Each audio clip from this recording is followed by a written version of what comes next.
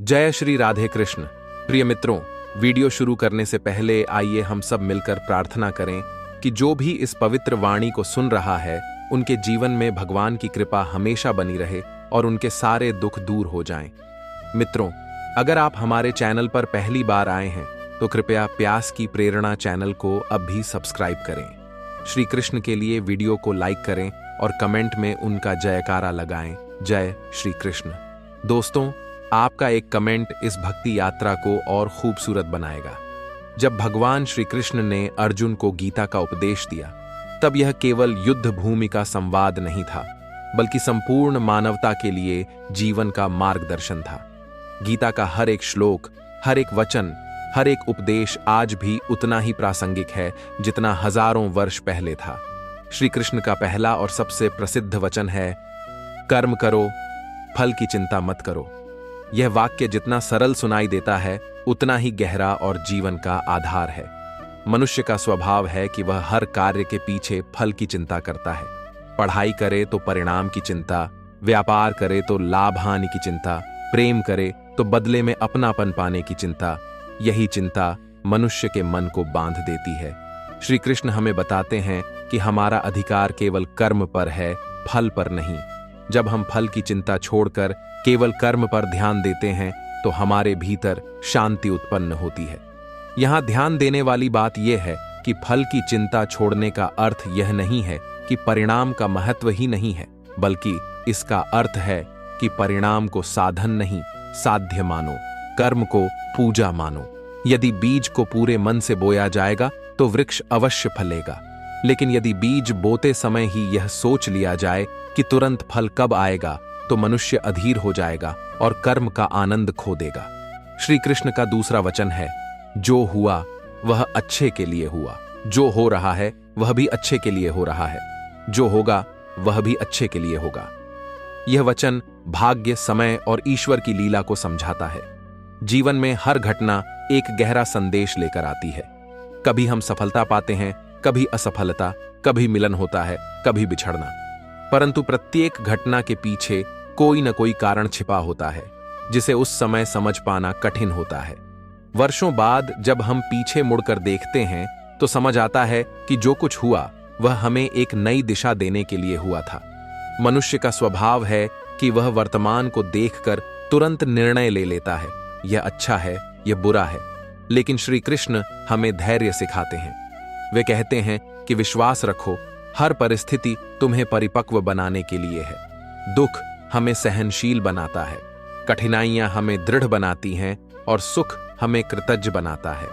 इसलिए हर स्थिति में ईश्वर की लीला को स्वीकार करो।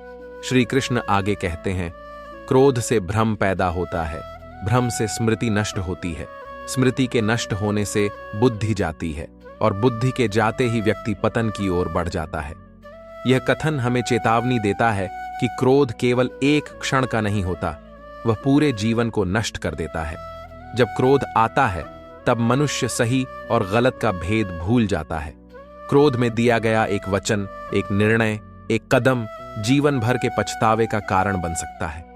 यही कारण है कि श्री कृष्ण ने इंद्रियों पर नियंत्रण को योग कहा है। जो मनुष्य अपने क्रोध, लोभ, वासना और मोह पर विजय पा लेता है, वही सच्चा विजयी है। हम सभी अपने जीवन में देखते हैं कि क्रोध के कारण रिश्ते टूटते हैं, घर उजड़ते हैं और समाज में विद्वेष फैलता है। लेकिन जब हम धैर्य को अपनाते हैं तो वही परिस्थिति बदल जाती है। धैर्य क्रोध का इलाज है। जब मनुष्य धैर्यवान होता है तभी उसका विवेक स्थिर रहता है और वह सही निर्णय ले पाता है। श्री कृष्ण ने यह भी कहा, मनुष्य अपने विश्वास से निर्मित होता है। जैसा वह विश्वास करता है वैसा ही वह बन जाता है। यह वचन आत्मविश्वास की शक्ति को दर्शाता है। हम जैसा सोचते हैं वैसा ही बनने लगते हैं। यदि मनुष्य स्वयं को कमजोर समझे तो उसकी सारी ऊर्जा क्षीण हो जाती है। लेकिन यदि वही मनुष्य यह विश्वास करे कि वह ईश्वर का अंश है तो उसकी शक्ति असीम हो जाती है। जीवन का सबसे बड़ा सत्य यही है कि जो तुम भीतर मानते हो वही बाहर प्रकट होता है। यदि भीतर भय है तो बाहर असफलता मिलेगी। यदि भीतर साहस है तो बाहर सफलता तुम्हारी राह देखेगी। इसलिए अपने विश्वास को शुद्ध और सकारात्मक बनाना ही जीवन की सबसे बड़ी साधना है। श्री कृष्ण कहते हैं, समत्व योग कहलाता है, अर्थात सफलता और असफलता, सुख और दुख, लाभ और हानि, इन सब में समान रहना ही योग है। यह स्थिति तभी आती है जब मनुष्य अपने आप को परिस्थितियों का दास नहीं बल्कि स्वामी मानता है। जीवन की सबसे बड़ी परीक्षा यही है कि सुख में इतराओ मत और दुख में टूटो मत। दोनों को समान भाव से देखो, क्योंकि दोनों ही अस्थाई हैं। सुख स्थायी नहीं है और दुख भी स्थायी नहीं है।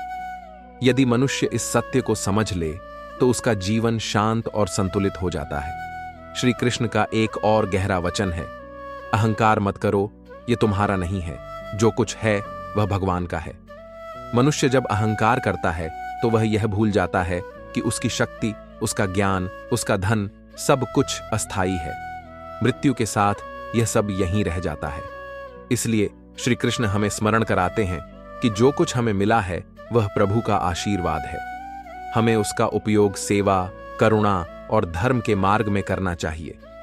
इसी प्रकार श्री कृष्ण कहते हैं, इंद्रियों पर विजय पाने वाला ही सच्चा विजयी है। यह संदेश आज के समय में और भी महत्वपूर्ण है। जब मनुष्य अपनी इच्छाओं का दास बन जाता है तो उसका जीवन बिखर जाता है, लेकिन जब वही मनुष्य इच्छाओं पर नियंत्रण कर लेता है तो वह अपने भीतर ईश्वर को, ज्ञान और कर्म को जीवन का सच्चा मार्ग बताते हैं।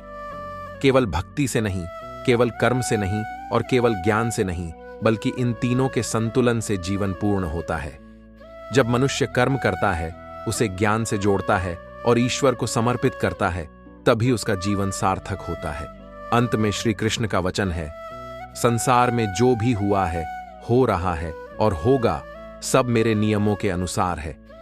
यह वचन हमें यह सिखाता है कि ईश्वर के नियम सर्वोपरि हैं। चाहे हम कितना भी प्रयास करें, चाहे परिस्थितियां कैसी भी हों, अंतिम सत्य यही है कि सब कुछ उस परम शक्ति की योजना के अनुसार घटित होता है। मनुष्य का कर्तव्य केवल इतना है कि वह धर्म के मार्ग पर चले, सत्य का पालन करे और अपने कर्म को पूजा मानकर करे। परिणाम का अधिकार केवल ईश्वर के पास है। जब हम श्री कृष्ण की वाणी को अपने जीवन में उतारते हैं तो हमें समझ आता है कि जीवन केवल भौतिक नहीं है, यह आत्मा की यात्रा है। हर घटना, हर संबंध, हर अनुभव हमें पूर्णता की ओर ले जाने का साधन है। इसलिए जो भी करो, श्रद्धा से करो, प्रेम से करो, ईश्वर को समर्पित होकर करो। यही जीवन का सबसे बड़ा सुख है। प्रिय दोस्तों, इस प्रेरणादायक कहानी का यही संदेश है। अगर यह आपको पसंद आई या कुछ सीखने को मिला तो कृपया मेरे चैनल ब्यास की प्रेरणा को सब्सक्राइब करें, वीडियो को लाइक करें और कमेंट में जय श्री कृष्ण जरूर लिखें। आपके प्यार और समर्थन के लिए दिल से धन्यवाद। जय श्री कृष्ण। राधे राधे।